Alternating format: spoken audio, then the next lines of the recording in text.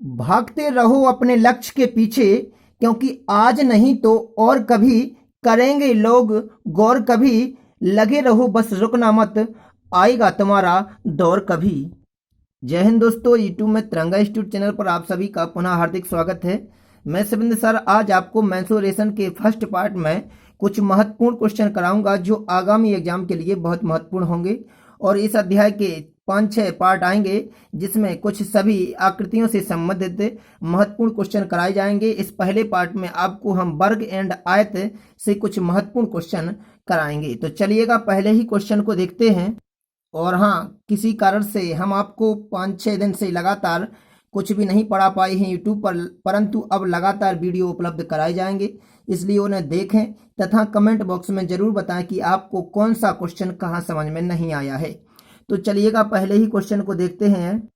देखिए क्वेश्चन कहता है 50 मीटर भुजा वाले एक वर्गाकार खेत में 750 किलोग्राम चावल का उत्पादन होता है। 100 मीटर भुजा वाले उतने ही वर्गाकार खेत में उत्पन्न चावल की मात्रा कितनी होगी। देखिए जब वर्गाकार खेत है, अगर हम देखें कि जो वर्गाकार होता है वो वर्गाकार की एक विशेषता रहती है कि उसकी चारों भुजाएं बराबर रहती हैं। अगर ये वर्गाकार है और इस वर्गाकार की प्रत्येक भुजा कितनी दी है क्वेश्चन वाले ने, 50 दी है, तो जे भी 50 होगी, जे भी 50 होगी, जे भी 50 होगी। अब क्या होता है कि इसमें जब 750 किलोग्राम का गेहूं हो रहा है जिसकी भुजा 50 मीटर है, तो अपन को सबसे पहले क्या करना होता है, इसका निकालना होता है क्षेत्रफल। क्योंकि जब भी कोई उसमें उत्पादन किया जाता है या कुछ किया जाता है तो उसका क्षेत्रफल निकाला जाता है। तो हम देखें कि इसका जो क्षेत्रफल होगा, तो इस वर्गाकार आकृति का जो क्षेत्रफल होगा, चूंकि वर्गाकार आकृति के क्षेत्रफल का सूत्र होता है ए स्क्वायर, इधर पे भुजा दी है 50, तो 50 का स्क्वायर कितना हो जाएगा, 2500 वर्ग मीटर इसका क्या आ जाएगा, क्षेत्रफल। अतः कहने वाला क्वेश्चन वाला कह रहा है कि 750 किलोग्राम जो गेहूं का उत्पादन हो रहा है वो 2500 वर्ग मीटर में हो रहा है। देखिए अगर 2500 वर्ग मीटर को जो खेत है उसका, उस खेत में अगर उसके 750 किलोग्राम क्या हो रहा है, गेहूं हो रहा है। अब समझना ध्यान से कि 2500 वर्ग मीटर में जब 750 किलोग्राम हो सकता है, तो हमको सबसे पहले तो ये निकालना होगा कि एक वर्ग मीटर में कितना होता होगा। क्योंकि जब कोई भी वैल्यू की मान दिया रहता है, जैसे हम कहें कि अगर 5 किलो गेहूं, कोई उदाहरण लेते हैं कि 5 किलो गेहूं अगर 50 के आते हैं तो 8 किलो गेहूं कितने के आएंगे। तो सबसे पहले उसकी एक किलोग्राम की यूनिट निकालते हैं। जैसे 5 किलोग्राम गेहूं 50 के आते तो एक कितने के आएंगे, 5 दहम के 50, 10 के आएंगे। तो इसी प्रकार हम 8 के निकालेंगे, 8 दहम के 80। तो सबसे पहले इधर पे एक मतलब इधर पे चलती है एक एक नियम विधि। एक एक नियम में पहले एक यूनिट का निकाली जाती है। जैसे इधर पे 2500 वर्ग मीटर 750 किलोग्राम गेहूं उत्पादन कर रहा, तो सबसे पहले निकालेंगे हम कितने का, एक वर्ग मीटर का। तो एक वर्ग मीटर में कितने होंगे, तो 750 में भाग जाएगा कितने का, 2500 का। इधर पे अगर इसको काट सकते हैं तो काट दीजिए, 25 × 75, 25 एकम 25, 3/10 किलोग्राम। अब चूंकि 3/10 किलोग्राम एक वर्ग मीटर में होता है, लेकिन क्वेश्चन वाले ने क्या कहा था, क्वेश्चन वाला कहता है कि 100 वर्ग मीटर भुजा वाले उतने ही वर्गाकार खेत में। अब भुजा वाला कितना है वर्ग, अब ये 50 का नहीं है बल्कि कितने का है, 100 वर्ग मीटर भुजा वाला। तो पहले हम निकालेंगे उसका क्षेत्रफल। उस 100 वर्ग मीटर वाले जब भुजा का उस वर्ग का क्षेत्रफल निकालेंगे तो देखिएगा कितना होता है उसका क्षेत्रफल। चूंकि सूत्र तो वही होता है भुजा स्क्वायर, और ए का मान कितना दिया है, अब 100 दिया है, तो 100 का स्क्वायर कितना हो जाएगा। तो इधर पे हम देखते हैं कि 10,000 वर्ग मीटर। अब हमको निकालना है कि 10,000 वर्ग मीटर में कितने किलोग्राम गेहूं हो रहे हैं। तो एक वर्ग मीटर में कितने हो रहे हैं, 3/10 किलोग्राम। हमको निकालना है 10,000 वर्ग मीटर में, तो जो उत्पादन होगा उसमें, तो उत्पादन वो कितना होगा। तो देखिए हम 3/10 में जो एक वर्ग मीटर में गेहूं उत्पादन हो रहा है, 10,000 का मल्टीप्लाई कर देंगे। अतः हम कह सकते हैं कि उसमें जो होगा वो कितना होगा, अपना इधर पर 3000 आ गया। कितना इसका मल्टीप्लाई हो जाएगा, 3000 किलोग्राम गेहूं का उत्पादन किया जाएगा। तो जो 3000 किलोग्राम आया है, तो सबसे पहले हमने इस वाले का क्षेत्रफल निकाला था। क्षेत्रफल को इस मात्रा के बराबर किया था। एक वर्ग मीटर में जब 3/10 किलोग्राम उत्पादन हो रहा था, तो हमको देखना है कि 100 मीटर वाले भुजा वाले वर्ग में कितना होगा। तो इधर पे आंसर अपना कितना आ गया है, 3000 किलोग्राम आंसर आ गया है। चलिएगा नेक्स्ट क्वेश्चन देखते हैं। और हाँ, ये सभी एडवांस मैथ्स के चैप्टर हैं, इसलिए इसमें कोई ट्रिक नहीं होती है। अतः इसका बेसिक हल ही सीखना पड़ेगा, और उसका बेसिक हल कोई कठिन नहीं होता है। बस किसी भी आकृति के आधार पर क्वेश्चन को आगे बढ़ाइए और इसके फॉर्मूला याद रखिए, तो आपका कोई भी क्वेश्चन कभी भी गलत नहीं होगा। और आज तक जितने भी एग्जाम हुए हैं सभी में मेंसुरेशन से हमेशा प्रश्न पूछे जाते हैं और पूछे जाएंगे। तो चलिएगा दूसरा क्वेश्चन क्या कहता है कि एक आयत की लंबाई और परिमाप। एक आयत है, चूंकि आयत की ये विशेषता होती है कि लंबाई लंबाई के बराबर होती है और चौड़ाई चौड़ाई के बराबर होती है। ये सभी आकृतियों के बारे में हमने पहले पढ़ाया था और कोचिंग में तो पढ़ाया ही था, परंतु यूट्यूब चैनल पर भी अपना पहले एक वीडियो उपलब्ध है जिसमें सभी आकृतियों को बताया गया है कि वहां से कैसे फॉर्मूला बनते हैं, कौन आकृति क्या है, इसलिए वह वीडियो अवश्य देख लें। और इधर पे देखिएगा आप क्या कहा है कि लंबाई और परिमाप। तो लंबाई कितनी दी है 5, मतलब अगर ये 5 है तो ये भी कितनी होगी 5 होगी। और परिमाप दिया है 18। अब परिमाप होता है चारों भुजाओं की माप, चारों भुजाओं की जो माप दी है वो कितनी दिया है, यदि अनुपात में दिया है, लेकिन वास्तव में हम मानते हैं इधर पे कितना मानते हैं, इधर पे कितना दिया है परिमाप दिया है 18। अब तो देखिएगा, अब इसमें से जब 18 परिमाप दिया है तो ये दो भुजाएं तो हो गई हैं 5 5 10। अब शेष कितना बचा होगा, अगर परिमाप 18 में से ये 10 घट जाए लंबाई, तो अब जो चौड़ाइयों की बराबर बची होंगी वो कितने की बची होंगी 8 की।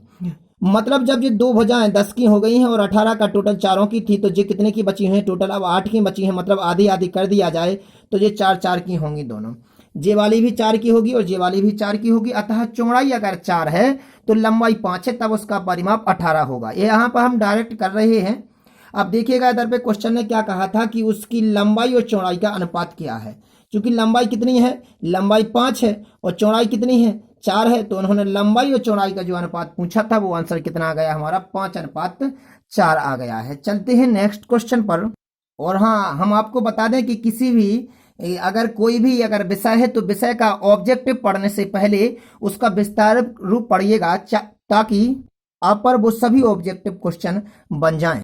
क्योंकि कुछ स्टूडेंट ऑब्जेक्टिव डायरेक्ट पढ़ने लगते हैं और प्रैक्टिस सेट लगाने की कोशिश करते हैं, परंतु वो विस्तारित रूप नहीं पढ़ते हैं, इसलिए उन पर कोई भी क्वेश्चन सही से नहीं बनता है। भाई ऑब्जेक्टिव तो उन्हें आ जाता है, परंतु उसके इर्द गिर्द जो रहता है वो नहीं सीख पाते हैं और हमेशा डाउट में बने रहते हैं और उन्हें कई वर्ष लग जाती हैं अपना टेस्ट क्वालिफाई करने के लिए। तो अगर टेस्ट गारंटी के साथ निकालना है तो सबसे पहले आपको किसी भी विषय का विस्तारित रूप पढ़ना बहुत आवश्यक है, चाहे वो साइंस हो, चाहे वह जीके हो, चाहे वह मैथ हो। अगर आप ऑब्जेक्टिव पढ़ेंगे तो आप उसी क्वेश्चन को हल कर पाएंगे जिसको आप सामने देख रहे हैं, परंतु उसके जो इर्द गिर्द क्वेश्चन आएगा वो आप नहीं कर पाएंगे और प्रतियोगी परीक्षा आप नहीं निकाल सकते हैं। ये बिल्कुल क्लियर बात है। तो चलिएगा क्वेश्चन क्या कहता है, चलते हैं क्वेश्चन पे चलते हैं। एक खेल का मैदान आयताकार है, उस मैदान की भूमि का इस्तेमाल लायक बनाने के लिए 25 पैसे प्रति वर्ग मीटर की दर पर 1000 रुपये खर्च किए गए। उस मैदान की चौड़ाई 50 मीटर है। यदि उस मैदान की लंबाई 20 मीटर बढ़ा दी जाए तो प्रति वर्ग मीटर की उसी दर पर कुल कितने रुपए खर्च होंगे। क्वेश्चन क्या कहता है, एक आयताकार है मैदान, तो पहले हम एक आयताकार मैदान बनाते हैं। समझिएगा इधर पर ये आयताकार कोई मैदान है और वे कहते हैं कि इस मैदान की भूमि को इस्तेमाल बनाना है। अगर इस मैदान में जो भूमि बनी है ये भूमि, इस भूमि को अगर इस्तेमाल बनाना है तो 25 पैसे लगते हैं 1 वर्ग मीटर में। जब 1 वर्ग मीटर में 25 पैसे लगते हैं तो ऐसे उन्होंने 1000 रुपये खर्च किए हैं। देखिएगा इधर पे कि 1 वर्ग मीटर अगर करवाते हैं तो उसमें कितना रुपया खर्च आता है, 25 पैसा आता है। अब 1 वर्ग मीटर में अगर, तो 1 वर्ग मीटर में कितने लग रहे हैं 25 पैसे। अब जब 25 पैसे लग सकते हैं 1 वर्ग मीटर में, देखिएगा उधर पर हम ऐसे लिख रहे हैं। इसको क्यों लिख रहे हैं, क्योंकि जब 25 पैसे 1 वर्ग मीटर में लग रहे हो, हमको 1000 रुपये देखना है कि 1000 रुपये कितने वर्ग मीटर में लगे होंगे। तो जब 1 वर्ग मीटर 25 पैसे के बराबर है तो 1000 का निकालना है, तो मतलब हम देखेंगे इधर पर कि 1 पैसे में कितने वर्ग मीटर का उसमें क्या होगा, उसका मैदान को इस्तेमाल बनाया होगा। तो 1 पैसे के लिए निकालना पड़ेगा, तो 1/25 वर्ग मीटर। देखिएगा 1 पैसे में 1/25 वर्ग मीटर उस मैदान को इस्तेमाल लायक बनाया जा सकता है। तो हमको निकालना है कितने का, 10,000 रुपये का, और 10,000 रुपये को पैसे में बदलना पड़ेगा। जब 10,000 रुपये को पैसे में बदलेंगे तो वे हो जाएंगे कितने, इकाई, दहाई, सैकड़ा, हजार, 10,000, लाख। अब आपने देखिएगा 1 लाख पैसे, 1 लाख पैसे में कितने वर्ग मीटर होगा, क्योंकि पैसे में बात हुई है इसलिए हमने अपने रुपयों को पैसे में बदल लिया है। अब देखिएगा जब इसको निकालना पड़ेगा कि 1 लाख पैसे में कितने वर्ग मीटर बनेगा, तो 1/25 में मल्टीप्लाई हो जाएगा कितना, 1 लाख का हो जाएगा। अब इसका करेंगे तो देखना कितना आता है, जी आ गया है 4000। कितना आ गया है, 4000 वर्ग मीटर। तो 1000 रुपये में कुल उसने 4000 वर्ग मीटर बनाया होगा उस मैदान के क्षेत्रफल को इस्तेमाल लायक। अब क्या होता है इधर पे कि जो आया है, जो 1000 रुपये पूरे मैदान में लगे थे और मैदान का क्षेत्रफल कितना आ गया है 4000 वर्ग मीटर। ये मैदान का क्षेत्रफल आ गया है और मैदान जो है वो आयताकार है। अब मैदान का क्षेत्रफल 4000 है, वो आयताकार है और इसका क्षेत्रफल जब 4000 है और क्षेत्रफल का सूत्र होता है लंबाई गुणे चौड़ाई। तो लंबाई गुणे चौड़ाई काय के बराबर होंगे अपने 4000 के बराबर होंगे। लेकिन क्वेश्चन में एक लाइन दी है, देखिएगा लाइन दी है कि यदि उस मैदान की चौड़ाई 50 मीटर है। अब मैदान की अगर चौड़ाई 50 मीटर है तो हम इधर पे रख देंगे कितने 50। तो लंबाई देखना कितनी निकलती है इधर से, इधर पे 50 रख रहे हैं, बराबर कितने हैं हमारे 4000 हैं। इसको हम क्रॉस कर देंगे इधर पे तो हमारी कितनी आ जाएगी इधर पे 80। लंबाई कितनी आ गई है हमारी 80 मीटर आ गई है। अब क्वेश्चन ने क्या कहा है देखिएगा, इधर पर क्वेश्चन कहता है कि यदि उस मैदान की लंबाई 20 मीटर बढ़ा दी जाए। अब अभी 80 आई है लंबाई और अगर 20 लंबाई और बढ़ा दी जाएगी, चौड़ाई बढ़ाने की बात नहीं हुई है, लंबाई बढ़ाने की बात हुई है। अब 80 में अगर 20 और बढ़ा दिया जाएगा तो अब जो नई लंबाई हो जाएगी वो लंबाई कितनी हो जाएगी 80 + 20 = हो जाएंगे 100 मीटर। अब लंबाई तो 100 मीटर हो गई है, चौड़ाई जो की तो है कितनी है 50 दी थी क्वेश्चन में। अब वे कहते हैं क्वेश्चन में तो प्रति वर्ग मीटर की उसी दर पर जितने रेट पर, मतलब 1 वर्ग मीटर में 25 पैसे लग रही थी, उसी रेट पर कितने रुपए लागत आएगी। तो सबसे पहले लागत निकालने के लिए हमें क्षेत्रफल निकालना पड़ेगा। तो अब नया क्षेत्रफल जो होगा आयत का, तो नया क्षेत्रफल निकालने के लिए क्षेत्रफल का सूत्र तो चूंकि वही होता है लंबाई गुणे चौड़ाई। अब लंबाई 100 है हमारी, चौड़ाई जो कि तो 50 है, अतः नया जो क्षेत्रफल आया वो 5000 वर्ग मीटर आया। जब 5000 वर्ग मीटर कुल क्षेत्रफल होगा और 1 वर्ग मीटर में 25 पैसे लग रहे थे। देखिए 1 वर्ग मीटर में कितने लग रहे थे हमारे क्वेश्चन में, जब 25 पैसे लग रहे थे। जब 1 वर्ग मीटर में 25 पैसे लग सकते हैं तो 5000 वर्ग मीटर में कितने रुपए लगेंगे। तो लागत जो निकालना पड़ेगा हम मल्टीप्लाई कर देंगे जो 1 वर्ग मीटर की कीमत है उस पूरे क्षेत्रफल में। 5000 में कितने का मल्टीप्लाई कर देंगे हम 25 पैसे का। अब चूंकि जो पैसे निकलेंगे तो पैसे को जब रुपए में बदलना पड़ता है, अगर तो इधर पे 25 पैसे को अगर रुपये में बदलना है तो 100 का भाग देंगे। 25 चौको 100, 4 से जे काटेंगे, 4 एकम 4, 4 दूनी 8, 4 पंचे 20, 1250 रुपये हमारा क्या आ जाएगा, आंसर आ जाएगा। ये हमारा इसका सॉल्यूशन होगा। थोड़ी क्वेश्चन बड़ा था। चलिएगा नेक्स्ट क्वेश्चन पर चलते हैं। देखिए प्रतियोगी परीक्षा का टेस्ट निकालने की सबसे पहले आपको ये मालूम होना चाहिए कि हमारे फिक्स जो श्योर नंबर हो रहे हैं वो किस सब्जेक्ट से हो रहे हैं। हमारा कहने का मतलब ये है कि आप अधिकतर पहले वो पढ़ें जिसमें आपके नंबर फिक्स हो जाएं, मतलब जिसके आने की पूर्ण संभावना हो। इसके बाद आप अन्य विषय पढ़ें, तब आपके निकलने की संभावना बढ़ जाती है। क्योंकि जो छात्रों के बीच कंपटीशन है वो ओनली 10 ही नंबर का है, इसलिए आप पहले उन नंबर को श्योर करके रखिए जहां से आपके क्वेश्चन आने की 100% संभावना रहती है। तो चलिएगा, और क्वेश्चन अगला क्या कहता है कि किसी वर्ग का विकर्ण 4√2 वर्ग मीटर है। एक अन्य वर्ग का विकर्ण जिसका क्षेत्रफल पहले वर्ग के क्षेत्रफल का दुगना है क्या है। तो सबसे पहले हमको जो उन्होंने पूछा है कि उस नए अन्य वर्ग का विकर्ण ज्ञात करना है, वो पूछा है। लेकिन क्वेश्चन ने एक लाइन दी है कि किसी वर्ग का विकर्ण 4√2 है। अब देखिएगा, अगर ये वर्ग है कोई, हम देखते हैं ये वर्ग बना दिया है, अगर ये वर्ग है और इसका विकर्ण दिया है, विकर्ण ए होता है, विकर्ण कितना दिया है 4√2।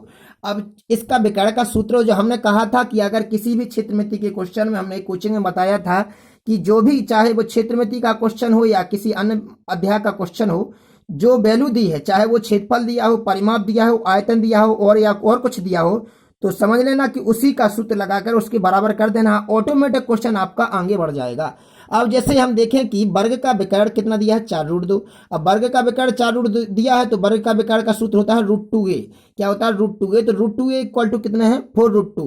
√2 से √2 इधर पे कट जाएंगे और a इक्वल टू कितना आ जाएगा 4। अतः ये वर्ग की भुजा कितनी आ गई है 4। लेकिन क्वेश्चन वाला आगे क्या कहता है, एक अन्य वर्ग का विकर्ण ज्ञात करना है जिसका क्षेत्रफल, जो अन्य वर्ग है, जो बड़ा वाला वर्ग है, इसका जो क्षेत्रफल है वो पहले वाले वर्ग के क्षेत्रफल का दुगना है। पहले जब इसका क्षेत्रफल निकालेंगे तभी तो इसके दुगने के बराबर करेंगे। अब चूंकि इसकी भुजा कितनी आ गई है 4, जब भुजा 4 आ गई है तो इसी वाले का जो क्षेत्रफल होगा पहले इसी का निकालते हैं। तो क्षेत्रफल बराबर होता है भुजा स्क्वायर ए स्क्वायर, मतलब 4 का स्क्वायर, 4 चौको 16 सेंटीमीटर, 16 वर्ग सेंटीमीटर। अब जो 16 वर्ग सेंटीमीटर इसका है तो इसका क्षेत्रफल कितना रहा होगा बड़े वाले का, इसका है दुगना, तो दुगना है तो इसका क्षेत्रफल रहा होगा। इसका क्षेत्रफल का सूत्र तो चूंकि ए स्क्वायर होता है, ए स्क्वायर बराबर 16 दूनी कितने हो जाएंगे 32। मतलब इसका जो क्षेत्रफल होगा वो कितना होगा 32 होगा, क्योंकि इस वाले का ए वाले का दुगना है। तो ए स्क्वायर इक्वल टू कितने हमारे 32 है, तो ए इक्वल टू कितने हो जाएंगे √32 हो जाएंगे।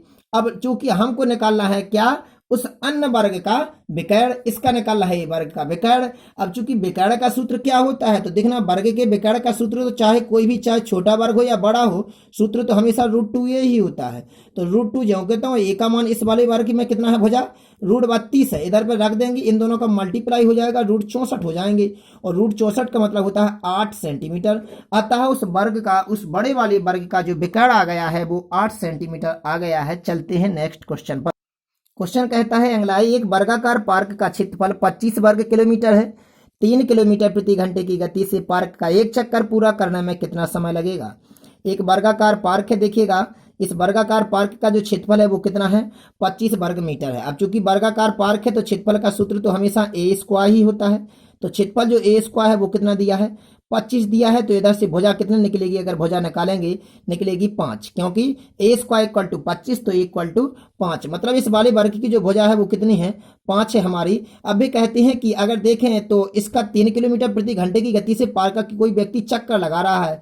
अगर वो चक्कर लगाएगा तो इसी वाली भुजा पर चलेगा चारों तरफ, मतलब कि इस परिमाप पर चलेगा। अब पहले परिमाप की दूरी ही तय कर पाएगा और 3 किलोमीटर प्रति घंटा उसकी चाल दी है। तो वे कहते हैं कितना समय लगेगा। अब समय के लिए तो जब समय निकालना है तो समय के लिए तो सूत्र होता है समय बराबर दूरी बटे चाल।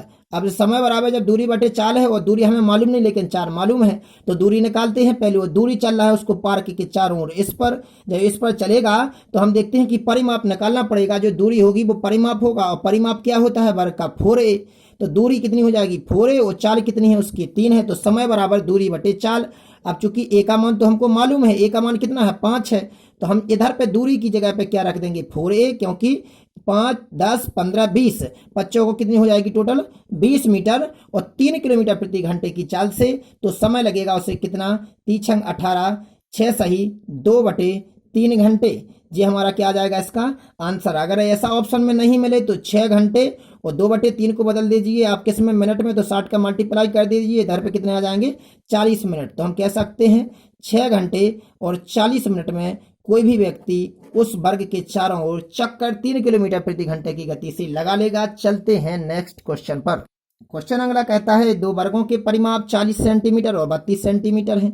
एक कोई वर्ग है और एक अन्य कोई वर्ग है। इन दोनों वर्गों की देखिएगा, इसका जो इसका 32 सेंटीमीटर है अगर, और इसका कितना है परिमाप, इसका है 40 सेंटीमीटर। अब चूंकि परिमाप है और परिमाप के तो सूत्र होते हैं, चाहे जे वाला वर्ग हो चाहे जे वाला वर्ग हो, सूत्र तो हमेशा 4a ही होता है। तो 4a इक्वल टू कितने दिए हैं, इधर पर परिमाप दिया है 40 और इधर पर परिमाप कितना दिया है 32। तो इधर से भुजा निकलेगी 10 और इधर से भुजा निकलेगी 8 है। अब इनके पहले हम निकाल लेते हैं क्षेत्रफल। तो इसका क्षेत्रफल कितना होगा, चूंकि ए स्क्वायर होता है, ए का मान है 10 का स्क्वायर, मतलब कितना आ जाएगा इधर से आ जाएगा 10 के 100। इसका आ गया 100 वर्ग सेंटीमीटर और इसका क्षेत्रफल निकालेंगे अगर तो 8 का स्क्वायर होगा। 8 रंजन कितना आ जाएगा 64 सेंटीमीटर, 64 वर्ग सेंटीमीटर। अब देखिएगा क्या होता है इधर पर। क्वेश्चन वाले ने कहा था कि उस तीसरे वर्ग का परिमाप निकालिए जिसका क्षेत्रफल इन दोनों वर्गों के क्षेत्रफल के अंतर के बराबर है। क्षेत्रफलों का अंतर है, मतलब जो इसका क्षेत्रफल है ना तीसरे वाले का, वो इन दोनों के क्षेत्रफलों का अंतर है। मतलब उसका जो क्षेत्रफल होगा तीसरे वाले का वो 100 माइनस 64 होगा, मतलब कि कितना होगा 36। अब ये 36 वर्ग सेंटीमीटर उस तीसरे वाले का है, और चूंकि क्षेत्रफल का सूत्र होता है ए स्क्वायर, तो ए इक्वल टू कितना आ जाएगा 6। उस तीसरे वाले जो वर्ग है जी वाला, इसका जो भुजा आई है वो 6 आई है। तो इसका परिमाप पूछा है क्वेश्चन वाले ने कि परिमाप क्या होगा। तो परिमाप सूत्र क्या होता है 4a। 4 जो कहते हैं ए का मान कितना है 6, 6 चौको 24 सेंटीमीटर क्या आ जाएगा हमारा इसका आंसर आ जाएगा। तो ये क्षेत्रमिति के महत्वपूर्ण क्वेश्चन रहे हैं पहले पार्ट में। दूसरा पार्ट जल्द ही आएगा। तब तक आप सभी व्हाट्सएप ग्रुप और यूट्यूब माध्यम के साथ अध्ययनरत बने रहिए। और यदि वीडियो अच्छा लगा हो तो वीडियो को लाइक करना, सब्सक्राइब करना तथा अपने दोस्तों में शेयर करना ना भूलना। धन्यवाद।